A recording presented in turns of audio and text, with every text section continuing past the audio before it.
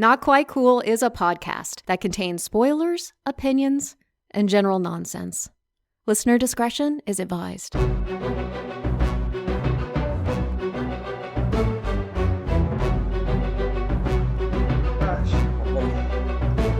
I know you look like either the power's out in your house or you're coaching a little league team poorly. Like, you know what I mean? Coaching a little league team poorly during a power outage. Yeah, that totally makes sense. That's what I see.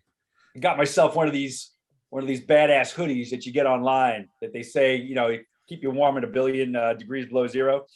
Oh, I thought it was like one of those like the brown jacket priests, baseball coaches, and pedophiles wear. I thought it was one of those. I think they multitask is all those. Okay, good. It makes sense. I thought it was a robe and he just got out of the bath. It's a snuggie.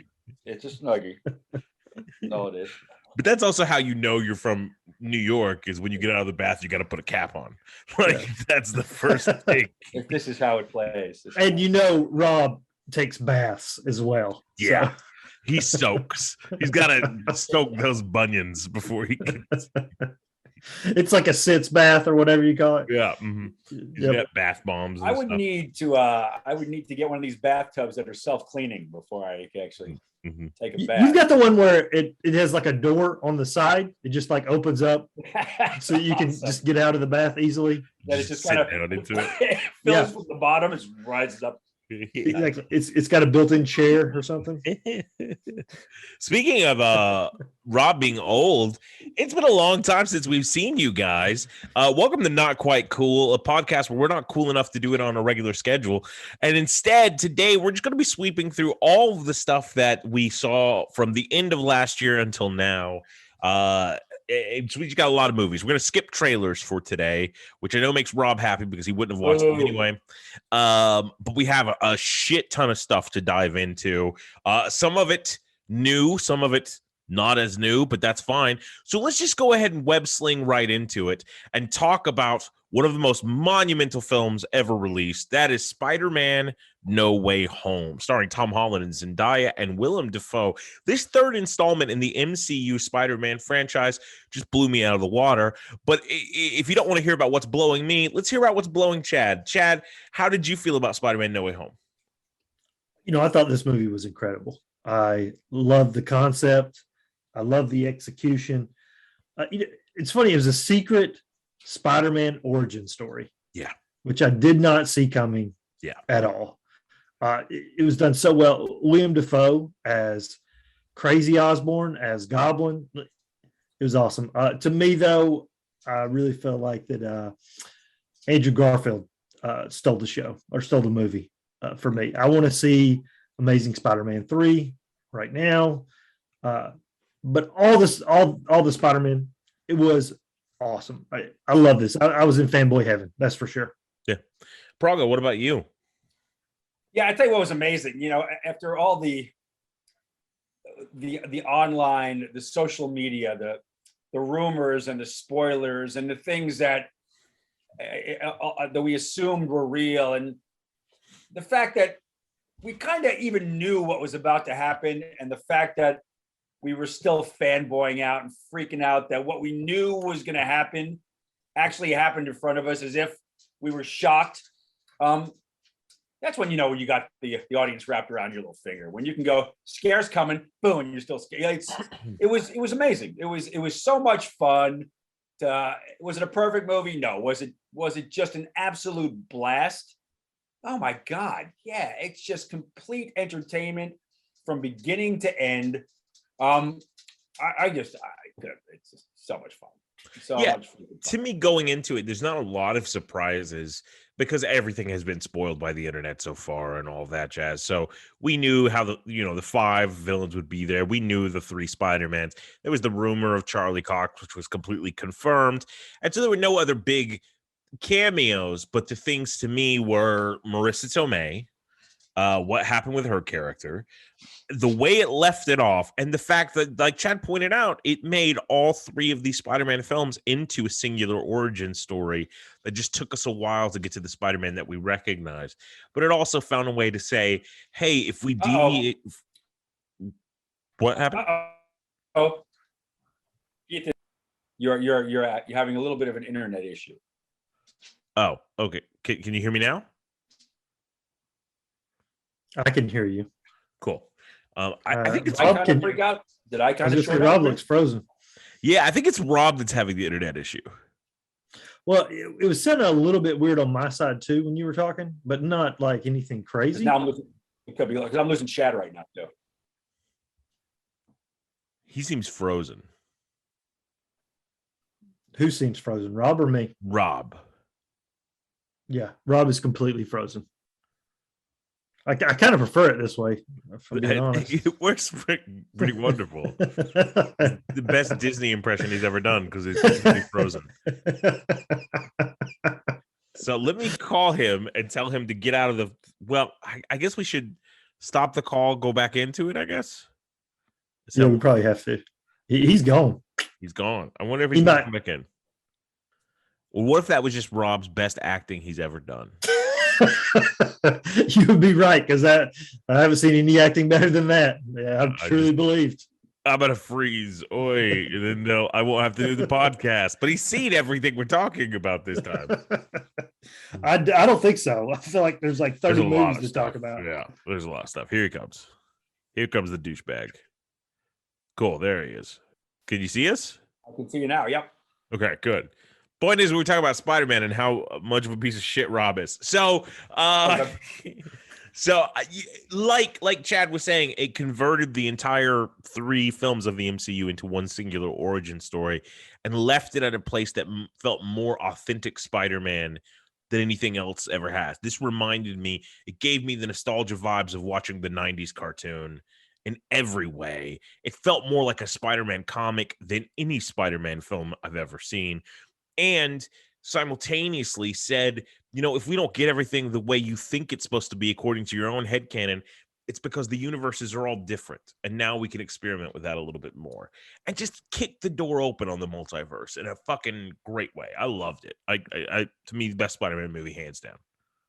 Yep. Yeah, it was great. I think I was talking to another buddy of mine. I know it's going to be crazy to you guys. I actually have another friend that I talk to about this stuff, but yeah, and that's weird. Screw you, Dowdy. I'm telling you.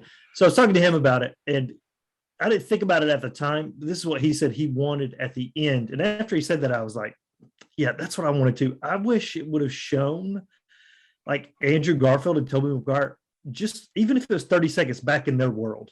Yeah. Even if like Tobey Maguire, you saw Mary Jane from behind. Didn't have to be Kirsten Dunst. Whatever. Somebody with red hair. Him walking towards her, and that, something Andrew Garfield. I felt like that would be a nice send off for those two. After he said that, I was like, yes, of course. I think that would have been perfect. It would have had that. But go ahead. As I say, I did have some cons too. I did not expect necessarily Tom Hardy to be in it, so I was super pumped in the post credit scene when he was in it. But what they did was they gave him to us, and then I felt like they took him away immediately. So I did like that. At the end of Venom 2, the only thing that was really good about Venom 2 was the fact that the idea was like, oh my gosh, he's in the MCU now. He can fight, Tom Holland. They could team up. Yeah, exactly. Rob's got a copy of the DVD there. It's my DVD. It was funny when I saw that. I was like, Rob's got a copy? I think Keith would have a copy. Rob has Keith's copy. So, so in this one, we see him and I'm like, okay, that's cool. And then they just immediately take him away. They're not going to give us, at least what it seems like, what we want. Tom Hardy in the MCU, or at least with this Spider-Man potentially. So I didn't like that. I also felt like, the way that they ended this movie with, Strange casting the spell, everybody forgot who Spider-Man was. It's also almost like a retcon too, where he doesn't have to be a part of the MCU either. Like 100%. He could totally be Sonyverse, whatever the case may be. Yeah. No one has to mention him again in the other MCU movies. It's just like a way to totally write him out. Yeah. I mean, yes, it happened. We saw it. But as far as the other MCU characters, it didn't, And I think happen. that might be part of what Sony's trying to prepare themselves for. I mean, they Right. re-release Venom 2 comes back out in theaters on Friday to try to get some more money. They pushed Morbius back to April because they said they want to let Spider-Man do more. And Spider-Man was the highest grossing film of last year. Yeah. So I understand why they would want to do it, but at the same time, like Spider-Man No Way Home was a joint collaboration, and that's what made it so good. And that John Watts, man, he just fucking knows how to direct a movie. Like, to me, I totally get that there's some parts I would have liked to have seen a little bit more of Andrew Garfield going back into his world. But I feel it's all saved by the fact that I'm sure John Watts sat Willem Dafoe down and was like, I need you to play the villain that you played before of Green Goblin.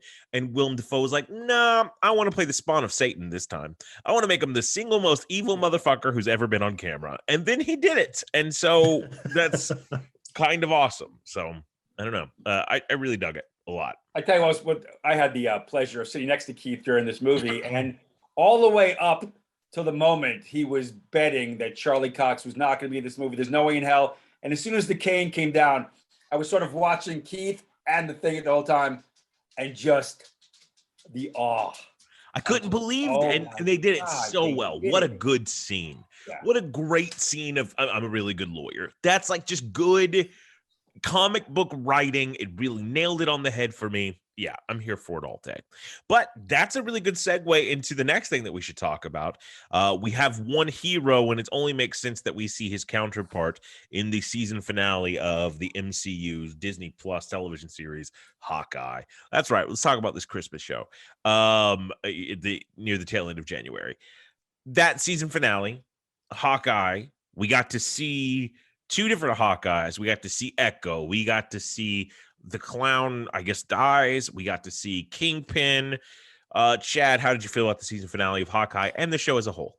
Yeah, so specifically, before I talk about everything to do with Hawkeye, I just want to ask you, how does it feel to be, you specifically, Keith, to be wrong about both things? Charlie Cox in Spider-Man, which I agree with you on that.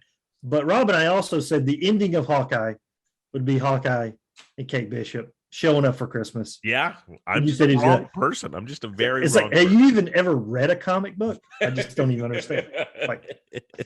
Hell, I've never read a comic book and I got it right. I'm saying some comic book movies surprise me. We'll talk about Peacemaker in a minute, though. So yeah, how do you feel about Hawkeye? Yeah, so I dug this series as a whole. I'm telling you, I love the chemistry between Yelena and Kate Bishop. Yeah. They were great. Every time they were together, if they don't do a Hawkeye series again and it's like a one and done thing, give me like Kate Bishop, Hawkeye, and Yelena teaming up. That's a perfect series, that I would love to see. I'm not a fan. So first of all, I'm a fan of D'Onofrio's Kingpin. Not a big fan of Hawaiian shirt Kingpin. That's not the Kingpin that I know. Taken right from the comics, though, wasn't it? I mean, yeah, Spider-Man. Yeah, it's definitely taken from a comic, but that's not his typical look. No, Rob never read a comic. Yeah, I got it. It's not his typical look. So I like Kingpin looking cooler than he looked, or whatever. He was still bad. He still kicked the crap out of Hawkeye, Bishop Hawkeye, as far as that goes. There's no way he's dead. That's not a thing. He's not dead. The series as a whole, here's what I feel like. I feel like this, out of all the MCU shows, this is the one that to me stuck the landing more than any of the others. And some, like Loki, they didn't stick the landing because they're going on to season 2, as far as that goes. So I feel like this is the best one that to me was a complete story for Clint Barton. And if we didn't see him again, for whatever reason, I would be fine with that. Of course, I'd want to see Hawkeye again, but if we didn't see him again, I'd be fine, because I felt like from A to Z, this story worked. It tied up all the loose ends. I felt like, that we were wondering about, with his wife potentially being Mockingbird, and then Yelena actually coming to grips with Hawkeye not being responsible for Black Widow. I think it tied everything up perfectly. So yeah, I dug this series a lot. What about you, Rob? Did the series Hawkeye, starring Jeremy Renner and Haley Steinfeld, did it really hit the mark for you? Was it on target? I enjoyed it from beginning to end. I think I liked it more than you guys did, and I know, Chad liked it tremendously. The tone, the feel. I thought it captured the overall feel of the Marvel Cinematic Universe, the way they lean into the humor and the self-deprecation and the action as well as anything. And you know how I love Christmas music. There you go. That was nice. I think if we can bottle the essence that is Florence Pugh and just build going forward the tone of the MCU based upon how Florence Pugh would play every part, I think I would be entertained forever. That was great. I think we were introduced to a bunch of actors who, sure, I guess they've worked, but I was not that familiar with, who I think are going to get huge boosts. I think Tony Dalton is going to explode. He was Jack Duquesne. Even when we thought he was the mustache twirling villain, he was still likable. I mean, I think I heard somebody go, I've never seen somebody mustache twirl without using their hands before. I just thought it was he was great.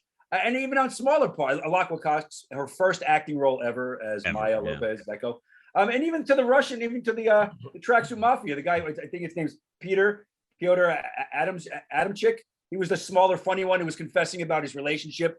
Yeah. I mean, they were just from part to part. I like the fact that they built out Linda Cardellini, who has just been doing yeoman's work since she appeared. Now all of a sudden gets this wonderful backstory that is more than just the wife. I enjoyed the shit out of it. I just smiled the whole time. Yeah, I dug it. There were some episodes and some moments I thought were stronger than others. I like the Birdie and Birdie episodes are my favorites of the bunch. They just have a really great cinematic eye and just shoot it in a way that doesn't in any capacity feel television, right? I would, not to cut you off, I'd be surprised if it wasn't announced somewhere in the near future that those two got themselves one of the movies. Yeah, 100% agree completely. Yeah. And anything that has Vincent D'Onofrio in it is automatically going to be elevated. And so I would have loved to have seen Vincent D'Onofrio and Florence Pugh go toe to toe, much less him and Renner. It was strange that we got Hawaiian Tiki Torch Kingpin, but I'm fine with it as long as he's there. I also like the fact that it feels like the entire show was trying to bring the comics into it a little bit more by making Mockingbird Hawkeye's wife, by bringing a more enhanced Kingpin into the fold and all of that. I thought that was great. I do think they missed the opportunity with not killing Clint Barton, but that's just fine. And I enjoyed it. It was a holiday celebration. And I can't wait. Marvel's got me in the bag for everything that they do. Also, I love the fact that they reference Rocky the Owl from fucking real life Rockefeller, and then he, I guess, devoured people. So that's cool. I guess that's the grim ending I could take from that is some owl ate two Russian guys. I did, not to cut you off, I did hear on another podcast that you listen to other D'Onofrio, in an interview with D'Onofrio, he said that he was the one who requested the shirt, the Hawaiian shirt. Yeah. And whatever he wants, you get of it too. Yeah, it's funny. Rob listens to other podcasts because he doesn't listen to this one. Yeah, we should do a podcast. We should do a podcast. He doesn't even know what we're saying. We probably mentioned it on a previous episode. Yeah. We yeah, that's the podcast. When are we going to talk about last time, Keith? Yeah. But I dug it. And that's going to take us to another holiday excursion. I didn't watch this one. I think Chad's the only one who did. It's the newest of the series, Home Sweet Home Alone, premiering on Disney+. Chad, what did you think about Home Sweet Home Alone? I'd say stay away from this one. This was a horrible, horrible movie. I love that kid from JoJo. I love that kid. Yeah. Yes, he's great in JoJo. He is super annoying in this one. Imagine if that's why he got left home alone. Yeah, really. Imagine if Kevin from the original Home Alone was super annoying with no redeeming qualities. Then imagine if the thieves were not really thieves; they were a victim of circumstance and down on their luck. And now we're supposed to root for Kevin the entire movie. Oh God, that's rough. Everything about this was wrong. I cannot stress enough how bad this was. I can't believe it. It was horrible. Now, I heard rumor that it does bring back the original Kevin McAllister, Macaulay Culkin, to let you know what he's up to now. Is that true?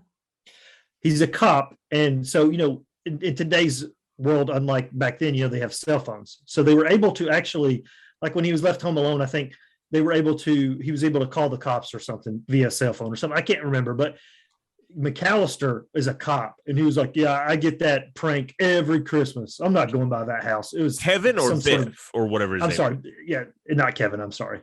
The brother, Biff. Oh, gotcha. Yes, the brother is a cop who doesn't believe the call the prank from the parents because he gets a prank every year. Yeah, I think it's a testimony about the police department, really, is what it is. It's a criticism of the criminal justice system. 100%. Definitely. But does Macaulay Culkin show up at all in it? No, it was just Biff. Biff is the only link. Damn it. And he just said, he said, yeah, my brother got left home alone something at one point, and it says McAllister on his uniform. That's the only thing. Would have been way cooler if it was Biff from Back to the Future. That's all I'm saying. It'd been very interesting. That's an interesting time to cross-pollinate those franchises. But it sounds like Chad is going to leave Home Sweet Home alone by itself this year. Yeah, it's horrible. Speaking of being alone by themselves, the next one I think only Rob watched, and that is what seems to be a film that's going to be getting a lot of awards. Being the Ricardos tells the story of Lucy and Desi, played by Nicole Kidman and Javier Bardem, written and directed by Aaron Sorkin. Rob, what did you think about Being the Ricardos? Loved it. Absolutely loved it. And Great, moving on. I wasn't thrilled by the trailers. Didn't thrill me that much. Yeah. I mean, it was. I go, look, Sorkin's amazing. Javier Bardem is a god. Nicole Kidman is at the top of her game. Why I doubted that J.K. Simmons is in it. I mean, why Ariana? I can't never remember her last name. Ariana Grande? Not Ariana Grande. Ariana. Blah, blah, blah, blah. Shit. Look her up, Mickey. She played Ethel in this movie. She's phenomenal. It was tremendous. I was riveted from the beginning. Tight script, an interesting time in Hollywood with the Red Scare and McCarthyism, and just a week in their lives. And just you got to see just a passionate, fiery, intelligent, couple who loved what they did, had a complicated relationship. And, I went in with a little doubt because originally Cate Blanchett was supposed to play Lucy, and I was all in. And then she left the part, Nicole Kidman. And why I ever doubt Nicole Kidman is, I don't know. I'm an idiot. I never learned. And Nina Arianda is, I think. Nina Arianda. I'm sorry, I said Arianda. Nina Arianda. She's phenomenal. Yeah. And just Nicole Kidman killed it so good that I wouldn't even be surprised now if, that she's, in the top of the running for the Oscars. So She was great. I thought it was really enjoyable. I recommend both you watch. I will. I'll definitely check it out. I watched. Yeah, I'm checking it out too. 2 of the movies that Cate Blanchett was in. One of them we'll talk about momentarily, but let me go ahead and get this one out of the way. Nightmare Alley, directed by Guillermo del Toro, starring Cate Blanchett, Richard Jenkins, and Bradley Cooper, Willem Dafoe, Ron Perlman. The list goes on and on. Yeah. I won't go too much into it because I know you guys haven't seen it, but it is Guillermo del Toro's love letter to the 1930s and more importantly 1930s Hollywood. It is the most adult movie I think I've ever seen him make, and he made a movie about a fish fucking a woman. But this one suspends all of those fantastical elements and is more of a straight up just story about where people go wrong in their lives. And it sort of feels like he saw the Joker and was like, it's better, and then just made his own version of that. That is so well done. It's beautiful to look at. But it doesn't have any of the fantastical elements that you would think Guillermo del Toro circus. None of that's there. And instead, it's just this very hard-hitting story. So if you are a fan of classic Hollywood or Guillermo del Toro, this is definitely one that I suggest because it's great. It's super fun. Look at this cast. Toni Collette, Willem Dafoe. Yeah. Runa Mary. David Strathairn. David Strathairn. Yeah, Mary's part. Oh my God, whew, that's a soul crushing section of that movie. It's brilliant though. Just and the character actors like Tim Blake Nelson, Clifton Collins Jr., Jim Beaver. I mean, it's fucking loaded from top to bottom. Yeah. And it literally feels like it's a showstopper of a film. I think Disney did a disservice to themselves by releasing it as the same week as Spider-Man, but it's also like a movie that's really hard, I think, to sell because it's not uplifting. It's gonna make you feel really bad about life. You know what I mean? But it's a great movie. And speaking about uplifting, but also making you feel bad about life, I don't know. There was a shitty segue. I would try to write a computer program to help me with this, but then one doesn't exist unless we're in it. And that's The Matrix Resurrections, directed by Lana Wachowski, starring Keanu Reeves and Carrie-Anne Moss. I almost said Carrie Fisher, but that's completely wrong. Carrie-Anne Fisher. Yeah, and featuring Colleen Wing and Sven from Frozen. The Matrix Resurrections brings back the series, the 5th film of the franchise, with a bunch of interesting material and ideas, and it's divided audiences. Chad, has it divided you? I liked it. I liked it very well, actually. I think the last podcast when we were actually talking about the trailer, I said I'm a big fan of the Neo and Trinity relationship. Yeah. Give me that. And, that was a huge chunk, the main thing of the movie, really, except for it's the Matrix, they're in the Matrix. I really liked how you didn't really know what was going on, kind of like the original Matrix. Yeah. Because you're like, what is happening? So I thought they played with that pretty well. It was very meta, of course, with some of the stuff they were doing, acting like the original Matrix movies were video games, and we're actually seeing scenes from the original Matrix, things like that. I still dug all that. I'm not a fan of the third film at all. So this to me was a fitting, send off, if that's it, for them. I like this ending much better than the way the third Matrix ended. But yeah, overall it was good. I'm a sucker for in movies where the bad guy has to team up with the good guy. Yeah. For a greater threat. So I'd like that moment, when Agent Smith, if you will, helped them out. I was a fan of that. So overall, thumbs up from me. 100%. Rob, what about yourself? Did you find yourself being able to get through to the Matrix? I watched the first 60% of this movie.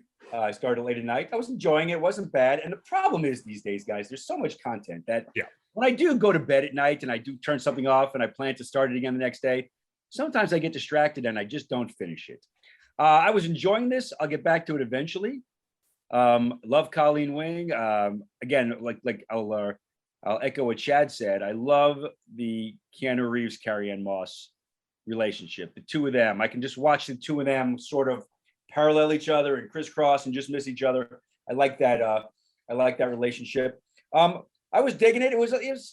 I was laughing a little bit. It was a bit self-referential. I mean, I thought the meta jokes were a little on the nose, but the special effects were great. It was a lot of fun. I recommend watch at least the first 60 minutes of it. Oh, that's great. That's lovely. That's what any filmmaker wants to hear. Watch at least part of this. 60% of the time, it's good. 100% of the time. I feel that for me, I really enjoyed. I like when a film can take a meta-commentative state to let me know what the writer is experiencing. And this film feels like a big fuck you to Warner Brothers in every capacity. It feels, I feel her motivation for writing this is right there in the first opening act. They were going to do this with or without us. And I think because of that, the movie can be seen in the lens where Trinity is the Matrix and Neo is her trying to save her own property. You know what I mean? And that whole idea of not being able to fly is something also Keanu Reeves sort of explores through his character's dialogue of the idea of what do you do after you've created the Matrix, which is one of the most revolutionary films in all of history. There is no up after that. You know what I mean? And I think the movie does a great job of sort of exploring that concept, even calling the character that is the rebel Bugs Bunny as a way to remind Warner Brothers, this is what you fucking used to be, but look at you now, cashing in on sequels. And I fucking love that. I dig that. I also think there's a different interpretation of it that's all about how do you claim your own identity as a trans person when the world only wants to see you as this other thing. I think that's there too.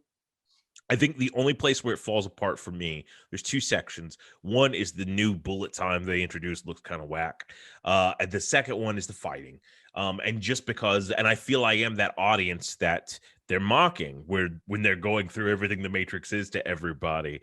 I expected a little bit more from the martial arts aspect of it, just because that's a huge component of the originals. I like the fact that the story outside of the Matrix has evolved as well, and it's not as much of a repeat. I love Yaya's performance. I would have loved to have seen Jada Pinkett's character come back into the Matrix as a younger version of herself, because we can do that. I love the bombs that they used. I loved, what did I love? The cat. The cat was cool. Deja Vu's cool. I think that's all I got. But that Trinity Neo relationship is the crux. Also, Freema Agyeman, if you're a Doctor Who fan, it's just like a fucking throwaway part in there for 2 seconds, as is Christina Ricci. That's insane to me. So yeah, I don't know. I dug it. It's not my favorite of the movies, clearly, but it is something I liked watching. So yeah, that's that. So I'll probably plug in to see that again. But there's a lot of options, like Old Man Pralgo was saying. There's a lot of options of things out there to watch. One of those Chad devoured an entire series of, which is MacGruber. Chad, what'd you think of the series MacGruber? I'm a fan of the original movie, and this is just a continuation. It's the same humor, of course, as the movie. I think it might have only been 6 episodes. It's a quick watch. I'd recommend it if you do like MacGruber, the movie, because it's the same type of humor. It's so funny. I'm not exaggerating at all. The entire second episode, Will Forte is completely naked. The entire episode. That's great. He's killing people, saying one-liners, and standing there with his ass hanging out, like saying, I guess he just lost his head, and asses up. I mean, that is the entire second episode. That's the way it goes. And there's just so many funny jokes, in this. I got to tell you this, it's so funny. He's talking to the guy who's sleeping with his wife now. And he says something like, I'm not even mad that you stuck your penis in her vagina. Just make sure you also stick it in her heart. And so then later he's talking to his ex-wife and he goes, I'm not even mad that he stuck his penis in your vagina. I just hope he sticks it in your heart. I told him that earlier. We had a conversation about this. I just wanted you to hear that too, that I was saying that. It's like, it's just humor like that all throughout, but it is extremely violent. They're ripping out throats. Heads are getting cut off. It is hardcore violent and hardcore funny. I recommend that. What great writing for that character. That's the thing I like, is when there's a character really well, to see that writing that's spot on to them. I've been playing the new Guardians of the Galaxy video game, and it's so much fucking fun. But there's a whole conversation in it where Drax and Gamora are talking, and they're trying to walk somewhere, and Drax is like, I think this must be 65 clicks. And Gamora's like, I think it's more like 70. And Drax is like, there's only one way to be sure. Click. 0.1 click, click, 0.2 clicks as he's walking. And I'm like, that's perfect. That's exactly who that person is. I fucking love it. Anyway, well, great. Yeah, I'll totally check that out. I watched a little bit of television myself. I watched season 2 of The Witcher starring Henry Cavill. I'd watched season 1 and it was okay. It was whatever. Season 2, I feel, is infinitely better because they have a budget, it feels like. And I don't even like men, but that Henry Cavill motherfucker is a gorgeous man. And they have some awesome characters, some awesome monsters. I feel season 2 is just the right lift in budget and lift in show quality. And now they have a prequel coming out with Michelle Yeoh. They do a great little preview at the end of season 2 of that. And I'm excited about that. But while I am looking up to that, another film that was released on Netflix that I think Rob saw as well, Chad, I don't know if you did, starring Leonardo DiCaprio and Cate Blanchett, entitled Don't Look Up, is a comedy by Adam McKay discussing the ideas of the world ending and the people who will believe it and the people who won't. Chad, did you get a chance to watch Don't Look Up? Rob, I haven't seen it. I intend to, but I haven't. It's great. I enjoyed it thoroughly. I mean, I'm a big fan of Adam McKay's writing, his movies, his storytelling. He's got a great dark sense of humor, and he gets the best in Hollywood to work with him. So it's between DiCaprio and Jennifer Lawrence, just on down the line. I just really enjoyed it. And again, McKay has stories to tell, and he's very political. And he was clearly paralleling some of the things we've been dealing with over the past couple of years, and taking his shots at the White House. And but again, he's also did it under the guise of a sci-fi asteroid's going to hit the Earth movie, and he did it well, and it was just entertaining as hell. And one of the top movies that, it was a great way to get eyes on this movie as far as Netflix goes, because what's been going on, I heard numbers, I don't remember specifically, but the number of people that watched it on Netflix way outnumbered most of the movies that have been out in the theaters recently. And it turned into one of their top, I think, 3 or 4 movies ever been viewed on Netflix as far as eyes on it. I enjoyed the hell out of it. There are moments I think people may find slow for a few minutes. It may not be everybody's cup of tea, sense of humor wise, but I dug it, and I'll watch it again very soon. Yeah, to me, it's very akin to something like Doctor Strangelove or something like that, where it's that style of humor, but it also has some more obvious types of humor they're thrown into it. Meryl Streep is great, an interesting character. Boy, that Leo fella, he sure can act. You got a career ahead of him. Yeah, talk about like an amazing person to just watch explode and fall apart. He is so good in this movie. Rylance is so fucking good in this movie. I did not even recognize Cate Blanchett until halfway through the film because she just didn't look like her to me, but she was so good. It's just great characters, an interesting, all too realistic story that's funny and has a bit of magic to it itself, but not as much magic as I hear this next piece does, and that's the Harry Potter 20th anniversary reunion. I know Chad had his wand out for that. Was it a wizarding good time, or how did you feel about it? It was billed as like Return to Hogwarts, a reunion special, and to me it was more of just a glorified behind the scenes look at the making of the 8 movies. There was definitely a reunion there. The big 3 had a reunion, but it was maybe for 10 minutes of the hour and a half or hour and 45-minute runtime. I wanted more of their reunion. And they also made it seem like they all were going to have a reunion, like a huge thing. And it was like bits and pieces, like Daniel Radcliffe, he was there talking with Gary Oldman, and it could be because, they filmed this maybe during the pandemic, so they didn't put everybody together, but it was like a lot of stuff like that, where it was just 1 or 2 people talking about a certain scene or something like that. And then the main 3 kids, again, they were just talking a little bit. So it was fine. I know that Rob I'm not sure about you, Keith, but I know Rob loves behind the scenes stuff about, making of and stuff like that. It's fine for me or whatever. I was really more interested in the reunion aspect, like Friends did with their HBO Max, where it was just really a conversation with them the entire time. And I just didn't get that. So it was fine, but it was, that's all it was to me. Yeah, I'll watch it eventually. I think the Harry Potter movies are fine. They don't take me to like a galaxy far, far away like the next piece does. And that's real quick. Did you get a vibe? Real quick, Chad, did you get a vibe that they may think about doing another movie with them older later on? Come back revisit. They didn't mention anything about that, because even when they were talking, they didn't have a host. So it wasn't like a host was asking them questions like, "Hey, would you 3 ever want to come back and do it again?" It was just like them talking. So I did not get a vibe. If anything, it'd be a vibe that they've moved on. That would be the only thing, but no questions or anything like that was asked. Plus, I think we're so far. I think we're a ways away from even the cursed child being a thing that happens. I think they would probably want to finish the Fantastic Beasts stuff, give it a couple years, then come back at it. You know what I mean? I'd be all for that. I would definitely be all for watching the cursed child. Absolutely. But since my segue got fucked up and blown up like it was Alderaan by some asshole on here, let's talk about everything. The Book of Boba Fett. I've seen all 3 episodes. Where are you guys at with it? Yeah, I've seen all 3. Yeah. Okay. Chad, why don't you go ahead and dive in and tell us what you think about this? This one's fine. I'm not like super feeling this. Boba Fett is one of my favorite Star Wars characters in general, but I feel like it's pretty slow paced to me. I feel like that it would have been better if they weren't switching back and forth between the quote past and present, if you will.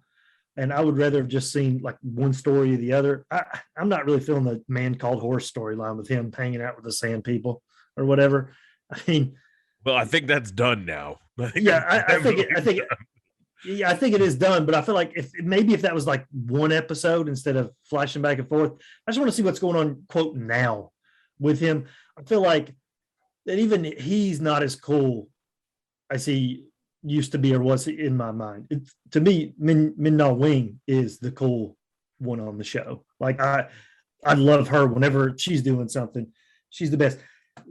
To me, it's similar to The Mandalorian. To me, I like The Mandalorian better, but The Mandalorian would have slow episodes and slow moments and things like that. But then when they realized they were doing that, they'd cut to like little baby Yoda. And it's like, well, this is the cutest thing I've ever seen in the entire world. So, oh yeah, I do love this show. So anytime it got real slow, let's show the cutest thing you've ever seen, and you're cool. They don't have little baby Yoda in this one. So now I'm just getting the slow stuff. Yeah, he's not as cute as little baby Yoda. Come on now. So yeah, it was cool to see Danny Trejo in the last episode. You know, that was pretty cool. But yeah, this one, yeah, I mean, like I said, it's kind of slow for me. Now, Rob, you're also kind of slow. What did you feel about the show? Feels like a very normal pace to me. Now, I tell you what. I think the show is suffering from comparisons to the Boba Fett we got reintroduced to in The Mandalorian. He was so mysterious and dangerous and so well shot, and the violence was so much better, I thought, in The Mandalorian with him, that I think our anticipation was that's what it was going to be for 8 episodes or 9 episodes of that. And it's strange because Rodriguez shot the best episode with him, you know, I thought, in The Mandalorian. And the fight scenes with him in this, just to me, aren't shot as dramatic. They're not as cinematic. They're not as violent. I feel like in a way, and again, I don't know. I feel like Disney went, just Disney-fy it a little bit, pull it back. It's almost like instead of fighting, they look at each other like wah wah, and we'll get to like in episode 3, which sort of really the little gang of kids that he hires to be his sidekicks in episode 3. I mean, even their bikes don't look like they're in Star Wars. They're all colored. They look like Vespas. That I don't. It's the weirdest thing to me. It completely took me out of Star Wars in a way. Again, I think he was so dark and violent and matter of fact in The Mandalorian that he just feels a little world weary and soft. And I don't know if they're taking it easy on him. I don't know if they spent him, got all the best out of him in that one episode, and they realize he's not a young kid anymore and he just can't do as much as they had hoped. It's fine. The show's fine. It's a good 32 minutes. It's cute. It's a little Muppety to me. But it's fine. I can see again, after living through the insanity of the Star Wars fanatics over the past decade, why I'm sure a majority of them are not thrilled with this show right now. But, you know, I'm in. I watch Star Wars. Fuck, we'll see what good stuff will spin off from it, I'm sure. So yeah. I never gave a shit about Boba Fett. Like, I didn't understand really what the hype was about, because like he's in the movie for like 2 seconds and then he falls into a pit. Like, that was always my sort of interpretation of Boba Fett. And I agree. Like, I thought Robert Rodriguez, the bounty hunter that everybody's talking about, and Jon Favreau, there's going to be a violent fucking show. And I found myself, my favorite episode is the one Rodriguez didn't do. Like, that to me was an exciting ass episode. That train heist was awesome. Yep. I like the fact of seeing the Tusken Raiders and trying to get to know them a little bit better. That's cool. 3rd episode felt super anime-ish. Stephen Root or whatever his name is, that was fun. Dave Pasquale or whatever, he's fun. Danny Trejo, that's cool. We need more Latinos in space. I'm down with that. And I feel like there is this interesting thing where they are trying to make it a more accepting, multicultural story by bringing elements of tribalism that was sort of Tamora Morrison could relate to in his Maori sort of traditions and stuff like that. So I think that's fun. I'm fine with it. It's not the best show I've ever seen, because we're going to talk about Peacemaker in a second, but I feel like the flashbacks remind me of Godfather 2 a lot. How do you build the empire? Why do you build the empire? What happens? I get that vibe, but I'm interested to see what these fish people do if they fuck Boba up. Chad, what were you going to say? Do you read the current Star Wars comics, Keith? I've read some of them. I haven't read a lot of the Doctor at whatever that black Alpha. Yeah, Dr. Alpha, I think maybe. Yeah. Alpha. But I don't know if he's in any other properties like books or anything like that. But Black Kirsten, I can't ever say his name. He's in the comics. Yeah. So it was cool when I saw him because he looked like a badass Wookiee. He looked like the toughest freaking Wookiee you've ever seen. Definitely. Yeah, he looked awesome to the point to where I hope, and I believe this will probably happen, is that he will show up again and be on Boba Fett's side. I think that's the finale. I think that's what we're going to work towards. And that the whole thing is Boba's going to make his own hodgepodge gang that will now rule. Right. For a purpose that we've yet to be revealed to. And I wonder if Game of Thrones girl is going to be the big bad guy like most people are suspecting, that she's taken over for Maul. I love the fact that it does, like, Patton Oswalt was right, and we get to see that right at the beginning.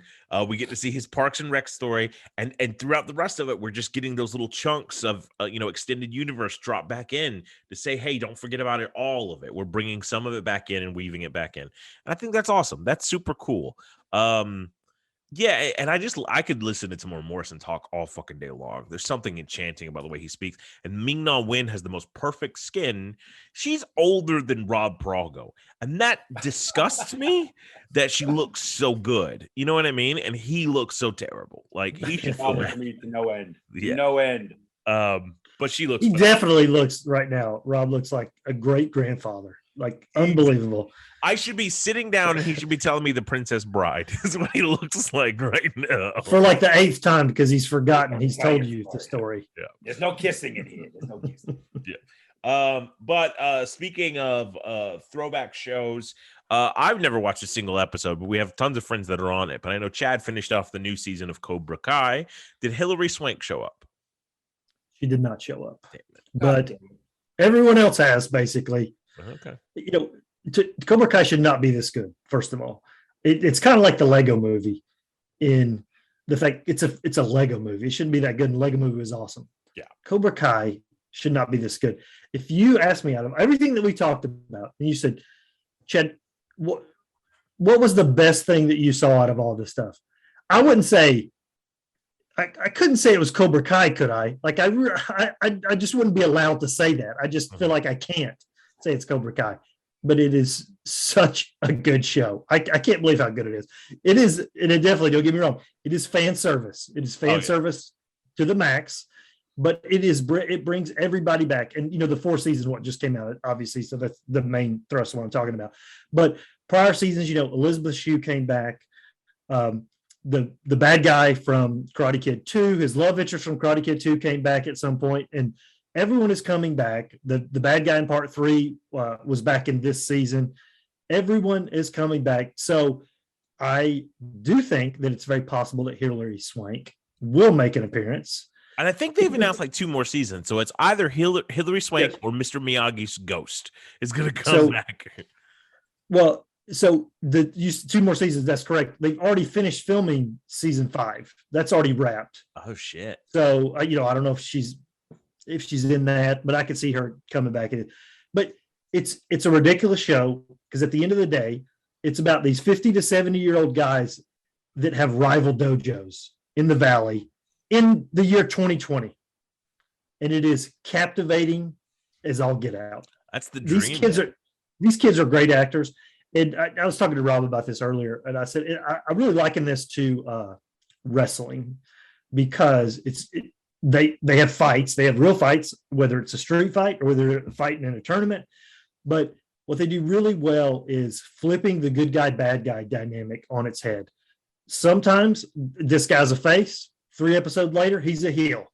And then 3 episodes later, he's turned back to a face and he's teaming back up with his buddy that he was teaming with earlier. And you're cheering all the way through. It's ridiculous how good this show is. I can't believe how good it is. You know what else is ridiculous? Another person that's older than Rob but looks better than him, Ralph Macchio. I didn't know how old that motherfucker was. He's like in his 60s. Sold to the devil. Yeah, well, I saw that movie, Crossroads. It's great, but I think he's just. I need to watch it. I didn't really grow up with Karate Kid as much as I as I should have been around that, the time period and stuff like that. I remember watching the cartoon briefly. But I've been watching all the Rocky movies and going through, and the guy who directed Rocky directed the vast majority of the Karate Kid movies. And there was a lot of exchange of like songs that were written for Rocky that Sylvester Stallone didn't like went over to Karate Kid and vice versa. Awesome. So it's interesting. Yeah. So I need to go check out, just start my Karate Kid binge over and watch the whole franchise. Go for it. Yeah, I'm going to. I'm enchanted by it, which brings me to my next film that I saw a couple months ago, but we saw all these movies a couple months ago. It's now on Disney Plus, but it is a new Disney cartoon with music by Lin-Manuel Miranda. It's called Encanto, and it tells the story of a magical family in Colombia who lose their magic, and the one daughter has to go and get it back. Did either one of you fucks see Encanto? Not yet. I have not. You're all miserable people. It is brilliant. It is beautiful. A beautiful cartoon with John Leguizamo. What more do you fucking need to hear other than John Leguizamo's in it? And it's just so much fun. And it's about a family dynamic and being appreciated. And the dynamics within that family, just the matriarchal society that's covered, is refreshing because it's not the typical thing, and it's about finding that thing that makes you unique. It's a really fun watch. I advise everybody to watch it. It's on Disney Plus, available now. Now, on the opposite side of things, Disney Plus's arguably biggest competitor after Netflix would be HBO Max. And HBO Max released 3 episodes of their new superhero show, directed and written by James Gunn. I've seen 2.5 of the episodes. Starring John Cena. This is, of course, Peacemaker. Chad, what do you think about Peacemaker? I've seen the first 2 episodes. This show is very funny. There's a ton of laugh out loud moments. I kind of figured that would be the case because, in the trailer, there were laugh out loud moments. But John Cena is not scared at all to look like a fool. Yeah. It's awesome how much he throws himself into this role, and he does not care about looking like an idiot. You've heard about the rumors of like the contracts of like The Rock and Vin Diesel. They can't lose a fight. That's the whole thing. And I feel like John Cena is the opposite. He's like, yeah, whatever. I'll lose anything. I'll fight in my underwear. I'll look like I'll be done. I'll have a threesome with Vigilante. There's a moment where he does an impersonation of Diebeard or whatever he's calling him. That was the funniest fucking thing to me in the world. It was so good. And then I just think he's hilarious. He has so many good quips. Him crying is amazing. I love that. Why is it that people who believe in professional wrestling also believe climate change is fake? Like, that's one of the best lines I've ever heard. Eagly is, but it's not. It's Chad's turn. I'm sorry. I'll get to that in a second. Go ahead, Chad. No, I mean, yeah, you're taking it just fine. I love the fact that everybody else is in normal clothes, and he's just walking into like a Chili's wearing his full gear outfit. No shame whatsoever. He's either in his underwear or his superhero costume all the time. Yeah. I love the fact too that they lean into this is the DC universe, and they talk about Aquaman and make fun of Aquaman. They talk about Superman, Harley Quinn. They even mentioned, I know you had to love this, Keith, when they mentioned Batmite. Is that a real Batmite? Guy? Yeah, it exists in the DCEU because of this now. I mean, yeah, it's funny. I'm really looking forward to seeing how this is going. But yeah, James Gunn, he's rocking it. Yeah, it's awesome. Rob, have you got a chance to pull the trigger on Peacemaker yet? I think Rob's frozen or he doesn't understand the question.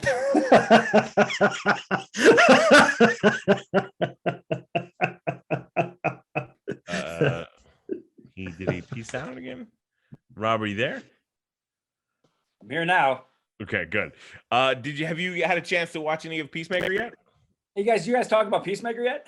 Yeah, the last thing you heard was The Matrix. That's the last thing you heard us talking about. Hey, good seeing you guys tonight. We start yet? I saw all the Peacemaker. I saw.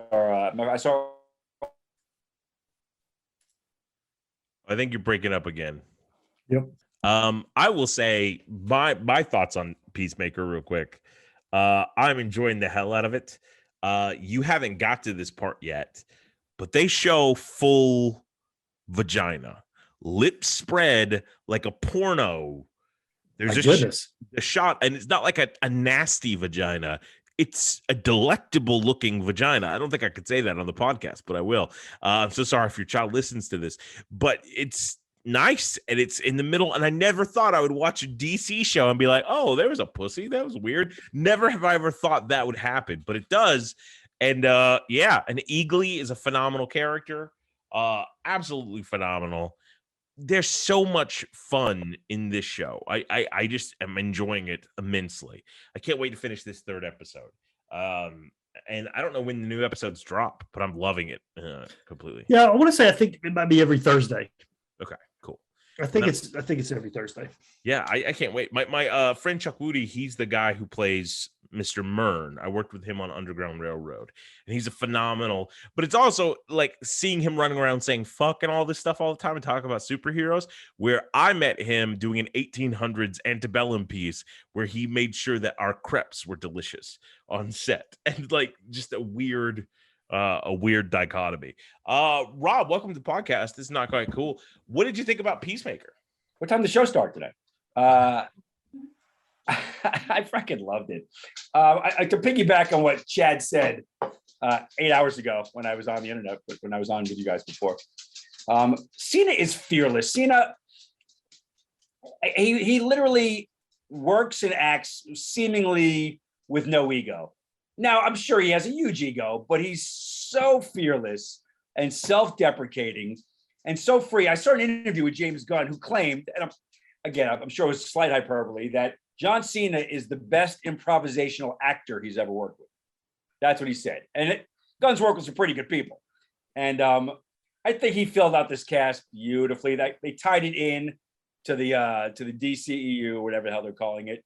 The references were great. They just made it so easy. And I think what they did a great job of doing, arguably in Suicide Squad, Cena was one of the bad guys. He was sort of an anti-hero, but they really leaned into his duplicity. And they really do a great job in episode 1 of him just he becomes this fearless psycho and you just want to give him a hug. He's just completely vulnerable. And you see what he's dealt with in the insanity of his father, Robert Patrick. Great casting. And you feel for the guy. Yeah. And it's a great world they built out of crazy characters. James Gunn's insanity, a lot of fun, just great dialogue. The conversations that he lets get drawn out and goes hysterically and uncomfortably slightly too long every time. Mm-hmm. Just well done. I'm in. I laughed out loud a few times. I actually stopped it, paused it, rewound a couple of times. This is just gold. I mean, this is gold. And for a psycho as they make Peacemaker out to be, they make the vigilante even fucking crazier. Yeah. And that's awesome. I love that. I was just telling Chad that I never thought I would live to see a vagina in a superhero movie, other than maybe like you in Black Widow. I never thought I would. God, I was just gonna say, God damn it. But there's an actual porno level shot of a vagina in this show, and it's just. That alone was crazy to me. Played by Keith Brooks. Yeah, exactly. I don't think that worked. You're like copying his joke. I'm practicing my material. Why did you just change your screen name to Diabetic Age? That's weird. Anyway, but yeah, I fucking love it. I just think James Gunn is going balls to the wall, not only with what you're allowed to do in a superhero movie and the types of jokes you make. Yeah, my dick's too big. No, literally, it hurts people. But also tapping into the weirder aspects of what the DC universe is and letting you know what type of comic book fan he is. So Eagly is my fucking man. That scene where they're talking about Idris Elba and Robert Patrick laughs and then John Cena laughs and then the Eagle laughs. It's just so dumb and awesome. They put a lot of money into that effect and it looks amazing. Yeah. I love too that they don't believe that the eagle that girl does not believe that. She's like, I don't believe that. That's the part that's too far from it. I also like, I thought you meant, is he nice to me? Yeah, he totally he likes you. He tried to bite me, but not as hard as he tries to bite other people. And I recognize that. So I'd say this is also a show, even though it pops up on the screen. Do not skip the intro. Don't skip the opening credits. It's amazing. It's just so funny. It's so funny. So funny. What a dumbass, terrible looking dance. That's just super enjoyable. Just amazing. You can't take your eyes off of it. And that's the thing. I was telling Chad, I know Chuckawuda, the guy who plays Mr. Mern. I worked with him on Underground Railroad. And so to me, when I think of him, he's a well-established Shakespearean actor. He's wearing suits. He got us crepes on set. Like, he's so wonderful. And then to see him do this dumbass fucking dance just makes me chuckle in my heart. They are having a ball, an absolute ball. And again, in the interview with Gunn, he said, we did the credits that way so people would skip past the credits. Yeah. Because that's exactly why we did it. What's the craziest thing we could do so people will just watch it? It's perfect. I love it. I love it. Sometimes studios get punished for giving filmmakers carte blanche, and they get people go too far. I think HBO is getting rewarded here by letting James Gunn do this stuff. This stuff's gold, I think. Yeah. Now, our last film of the day that we're going to talk about it's the question whether or not it's gold. It has a gold standard to follow pretty heavily, and it is the newest release of Scream, the fifth film in the franchise, excluding the television series. It's the newest follow-up. Chad, I know you saw it. What did you think about Scream? So you're never going to top the original. It's one of my favorite movies of all time. Yeah. I did like this one. I don't feel there was a misstep or anything like that. There was a lot of good stuff.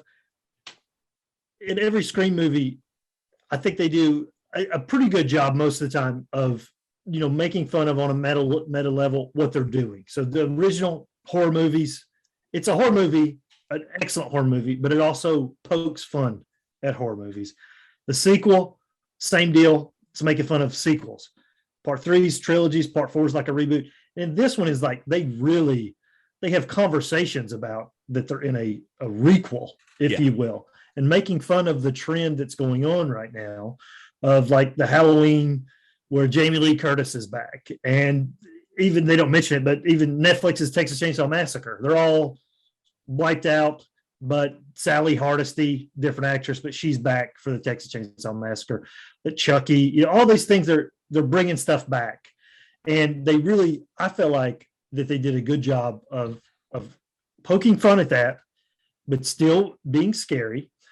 Ghostface still, as he always does typically, gets his ass kicked half the time. But I feel like in this one, he seemed exceptionally brutal. Yeah. And the shots of him sometimes that they had of him, he looked awesome. Yeah. He looked the coolest he's ever looked, I felt like, in some of these shots. It was so like reverential to Ghostface, the way that they had him looking. Sid is still a badass.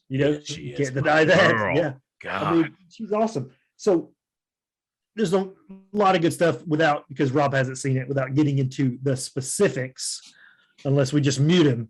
But I felt like he'll freeze in a second. Don't worry. Yeah, exactly. Yeah, go ahead, Keith. I think this is a much better version of Halloween Kills than we saw earlier. Like, this is exactly what those Halloween reboots should have been. Like, to me, I loved it. I thought it was going to be shit because I saw some people's reviews were kind of negative, and I walked in and I had a fucking blast. Like, I felt exactly like you're saying, the requel aspect, they hit it in such clever ways, and the stuff they were talking about, I was there for it the entire time. I love the Rian Johnson jokes that they made about Star Wars and then about Rian Johnson directing Stab 8. I love that Stab continued to be a thing, and we're talking about that as a pinpoint and a cultural standpoint throughout the movies.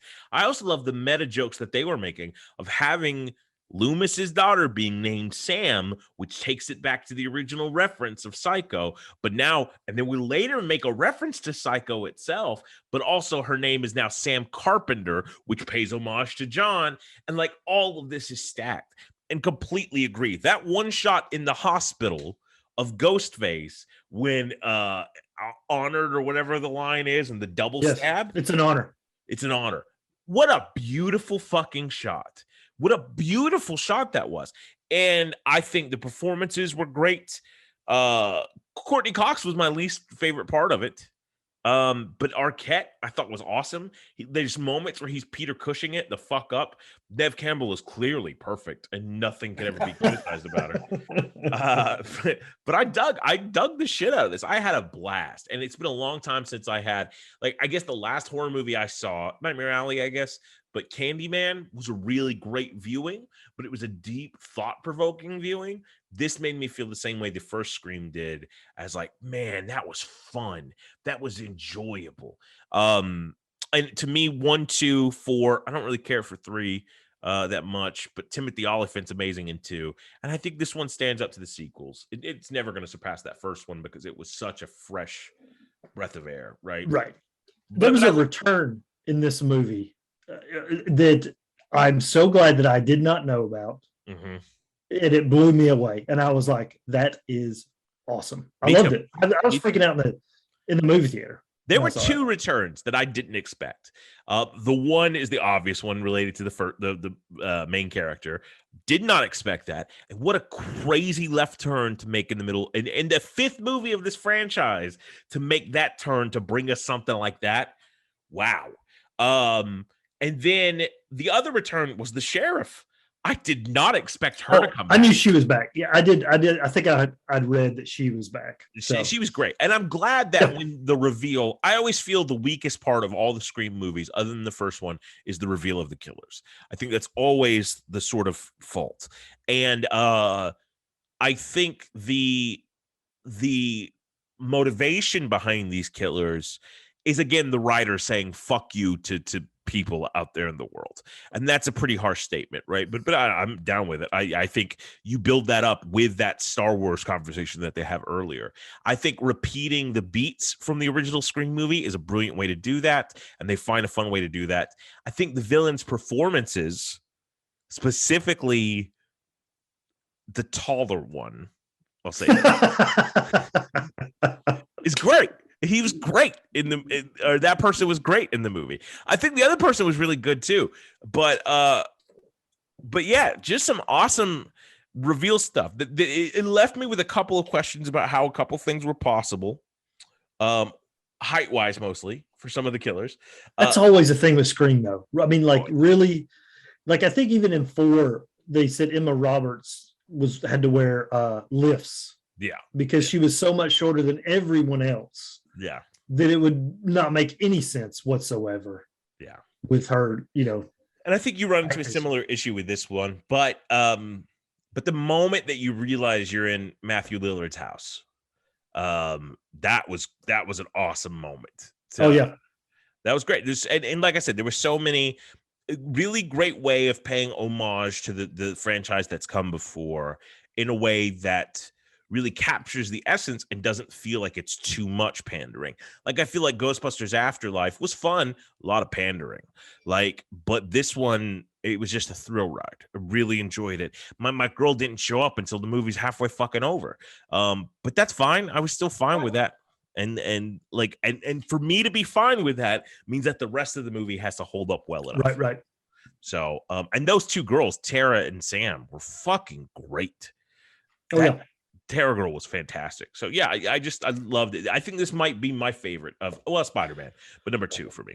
So I know you just watched Scream. So if you had to rank all of them, all 5 Screams, if you had to rank them, what would your order be?